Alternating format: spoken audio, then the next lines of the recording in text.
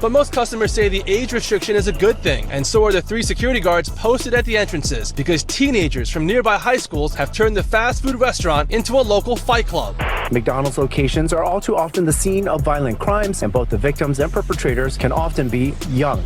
They were panicking. Yeah. Some of the guys were calling somebody were calling 911, and then like in a few minutes, the police came.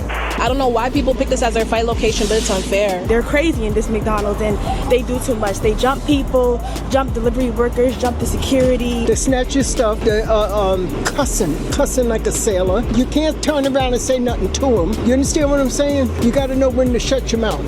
The teens add they're used to being ID'd since the Target around the corner also doesn't allow those under 18 in without an adult. Police have been called to this location 29 times this year. 29 times, and it's not even March yet. In a bold move to combat escalating crime and unruly behavior, a McDonald's owner in Brooklyn has implemented a strict age restriction policy, requiring customers to show ID to enter the restaurant. Anyone under the age of 20 must be accompanied by an adult, a decision made in response to repeated incidents of violence, gang activity, and disruptive behavior that have turned the fast food establishment into what some describe as a local fight club. This location, situated near several high schools, has become a hotspot for large groups of teenagers who have been involved in fights, assaults, and even attacks on delivery workers and security guards. The situation has grown so dire that police have been called to this McDonald's 29 times this year alone. And it's not even March. To address the chaos, the restaurant has stationed 3 security guards at its entrances, a measure that most customers support, given the frequent outbreaks of violence. However, this McDonald's is not alone in its struggles. Across New York City, businesses are grappling with a surge in crime, forcing many to adopt extreme measures, such as hiring security personnel, installing surveillance systems, and even banning minors without adult supervision. Nearby businesses, including a Target and several malls, have also implemented similar age restrictions, reflecting a broader trend of establishments taking matters into their own hands to protect their employees, customers, and property. The root of the problem, however, extends far beyond the walls of these restaurants. Many blame the city's lenient approach to crime, particularly its Raise the Age law, which prevents individuals under 18 from being treated as criminals, even when they engage in violent or disruptive behavior. This lack of consequences, critics argue, has emboldened young offenders, creating an environment where businesses like McDonald's are forced to act as de facto law enforcement.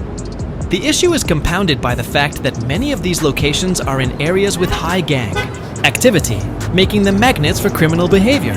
For example, a McDonald's on Manhattan's Upper West Side was recently overrun by gang members during a street fight, leading to an evacuation and leaving customers to abandon their meals. Incidents like these highlight the challenges businesses face in maintaining safety while operating in a city where crime often goes unpunished.